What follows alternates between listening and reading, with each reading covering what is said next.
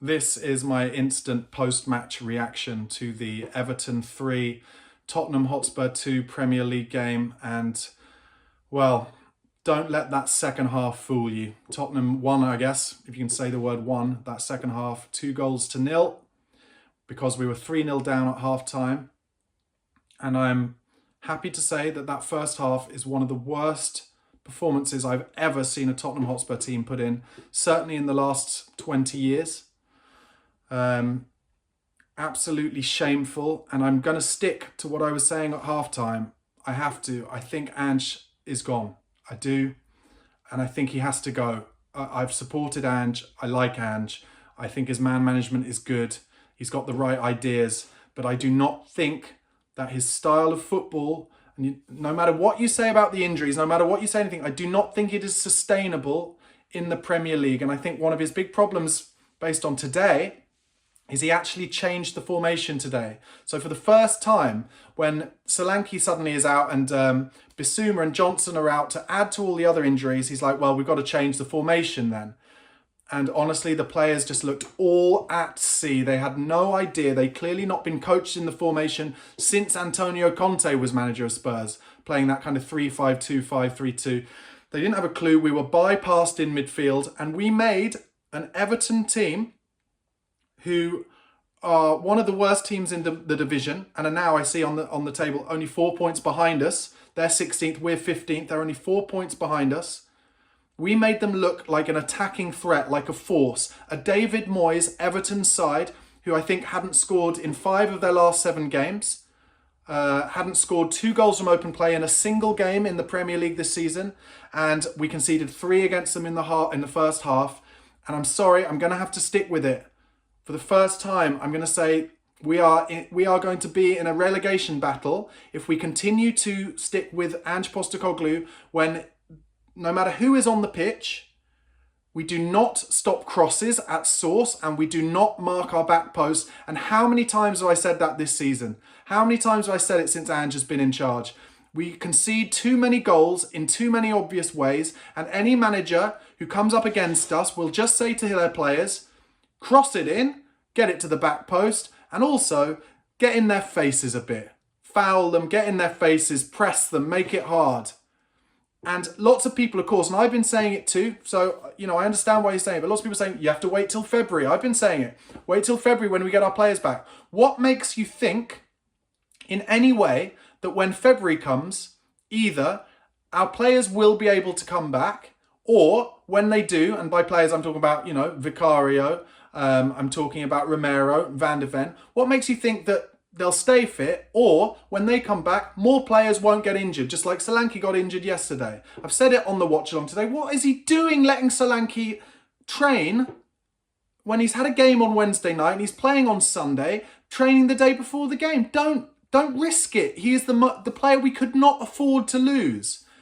Before Vicario got injured, I said that, and we were all saying, all the people I respect on the podcast were saying, the one player we cannot afford to lose is Vicario. We get him injured. That was unlucky. Now, since then, the one player we cannot afford to lose is Solanke. Wrap him in cotton wool, play him in the games, and just let him recover between the games. But now he's out, and some rumours say he's out for 6 weeks. We are fucked, guys. We are absolutely fucked. And I'm sorry, Ange, I like you, and I've been sticking up for you the whole season and all last season. I like you, but if you do not get the players on the pitch because of injuries, and if you've got more hamstring injuries than any club has had in the history of the Premier League, then I'm sorry, you are answerable for that. And I feel sorry for you that you're not able to get your first 11 on the pitch, but you are answerable to it because there's something going on in the training as well as in the matches, and the relentlessness of it, and the fact that they're not allowed to stop. And I'm using words that, like relentless, that he has used himself in interviews, Ange, where he says, this is how we are, mate. It's relentless. You don't stop, and you try and out-tire the other team or out-energy them. Well, they can't, because their muscles get fatigued and they're not allowed to recover in time, either on the pitch or on the training pitch or between games, and they get injured.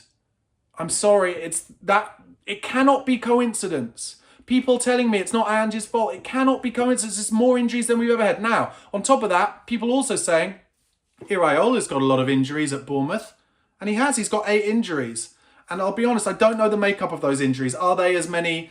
I doubt it's, 3 of the back 4. And I doubt it's like so many players who have been genuine first team players. Maybe there's a few more squad players. But yeah, I agree. Iraola's doing an incredible job. And there is no excuse for Tottenham being miles behind Nottingham Forest and miles behind Bournemouth and Brighton, who at least have been doing it for a few years now. But there's no excuse to it. There's no excuse anymore. I'm sorry. And I like him and I wish it worked for him. I really do. And do I have an answer? No, I don't. And I understand all of you saying, oh, it'll just be the board sacking another one. Yeah, but we've never been in 15th. We've never been in 15th. Just in front of 16th. Never. So look, that first half performance, and frankly most of the performance, don't let the 2 goals in the second half pull the wool over your eyes. That performance was like watching Spurs under Tim Sherwood. It really was, where they didn't have a clue, the players didn't give a shit, and Sherwood came out doing embarrassing stuff like the gilet bollocks. And maybe Ange will be seen in hindsight as the player who blooded the likes of Archie Gray and the likes of Lucas Bergvall, like Sherwood is looked upon as the player who blooded Harry Kane. But it's not working.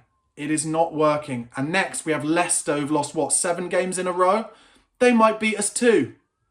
And between that, we've got a Europa League game. And listen, if we continue like this, we will get knocked out of the Carabao Cup in the second leg. I think with Solanke not playing, we've got no chance at Anfield anyway. I thought we were going to win that. I genuinely thought we were going to get to the final. But if we cannot hold the ball up in the final third in the second leg at Anfield, we have 0 chance whatsoever. We will lose to Aston Villa in the FA Cup, and we will get knocked out in the playoff round of the Europa League. I'm sorry, but injuries or no injuries, the way the team played today, they were not playing for Ange, and that's the first time I've seen it. And they're showing the Spurs players now in front of the crowd, and Sonny looks upset. They weren't playing for him. James Maddison, I'm sorry, he was barely on the park today. I made a note in something like the 85th minute, because Pedro Porro had a touch in the second half. I was like, oh, I didn't even realise he was still on the pitch. There were players who were invisible. There were players who were jogging about. And I've watched Manchester United for the past 5, 6, 7 seasons when their teams have stopped playing for their managers and they just jog about and they're invisible. And that was Maddison. And Maddison today, suddenly when we got our first goal back, with like 15 minutes to go, Deki Kulusevski with an unbelievable finish, suddenly Maddison got interested again, started taking the ball off his back 4. He wasn't doing it, he didn't care. And listen, we don't know what's happening behind the scenes, but James Maddison, I think, the way I see it, is angry that Postecoglou doesn't believe in him enough, that he's substituted him in every single game this season so far before this game. And he just said to him, well, today you've picked me because Bissouma is out and we've got so many injuries, so I'm going to throw in a 3 out of 10 performance and say, fuck you. And I think Postecoglou knew that that's what's happening. And so when James Maddison should have been taken off at half-time for Mikey Moore, he said, no, I'm not going to do it. I'm going to let you have this stinker for the entire 90 minutes. I'm going to make it the first game I pick you for the entire game this whole season in the Premier League, and you can have that stinker in front of everybody. It was embarrassing, guys. They didn't care. They didn't care. And there's no point. I always make notes what happens in every minute so I can do the post-match review. There's no point because we did nothing. We did nothing. The only thing that was good was Kulusevski's finish for the first goal. Piece of art. He's too good for us at the moment. And then Mikey Moore's assist for the Richarlison goal right at the end. Beautiful cross. And maybe, like I said, maybe Ange will be seen as the manager that blooded Mikey Moore. And that's where we'll be. But I'm telling you now, something has to change. It's the first time. And I feel for Ange. I love Ange. Good guy. But I blame him for us not getting the players on the pitch. And I've talked about it during the watch-along, I'll say it again. It reminds me of when Marcelo Bielsa was manager of Leeds. They were brilliant to watch. I was watching Leeds and I was like, I'd like Bielsa as manager of Spurs. But it was unsustainable in the Premier League. The standard is too high. Everybody you play against is too smart. They're the best of the best. Even when you're playing players like Everton, they're the best of the kind of players that Everton can get.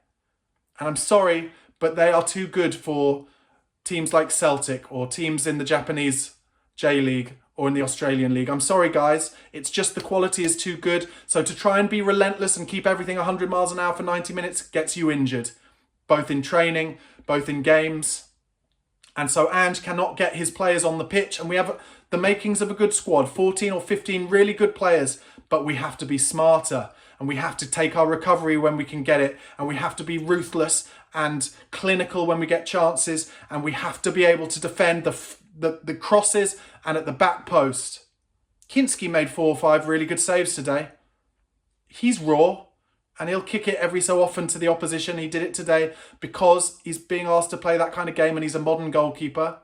But it's not going to work with Ange, and I'm sorry. And I know there's a lot of people in Australia who want it to work so badly. And I want it to work so badly too, but it's not. And Levy was there, Donna Cullen was there, Scott Munn was there. They got off the bus before the game. There were social media clips. And I think they have to sack him tonight. I'm sorry to say it. I'm sorry. I really like him, and I don't have an answer as to who comes in. And I know so many people hate Ryan Mason because he's a club man. But when he's come in, I don't get that hateful thing. I'm not saying I want him to be the interim manager or whatever. I'm not. But I don't think he's ever done anything wrong. I don't get that. But whatever. It's a different thing. You know, everyone is allowed to have their own opinion and whatever. But I think it has to change. And I hope that for the last month, and I think from that rumour that came out that Terzic, Terzic, the manager, Edin Terzic, the former Dortmund manager, he was offered a job in Turkey, and his agent came out and said, actually, we're waiting for an offer from Spurs. So I think that succession planning has been going on, and I think they now have to pull the trigger and something has to change. And I don't have the answer for what it is. It's difficult. I didn't want the change to happen either, but we cannot go on like that anymore. And I'm trying to be as considered as I can. I'm wound up. And anybody who watched that first half would be wound up. But don't let the second half and what happened pull the wool over your eyes, because it was embarrassing.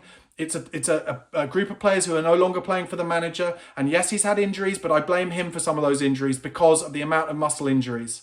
And the way that he clearly gets the drills going and the way that we're asked to train. So it has to change. For me, it has to change tonight. And I hope that succession planning has been clever and they've got something. And I don't know what it is. For me, you go to Bournemouth and you go, we'll give you 20 million for that manager of yours. It's a risk, but the amount of money that Levy has had to pay on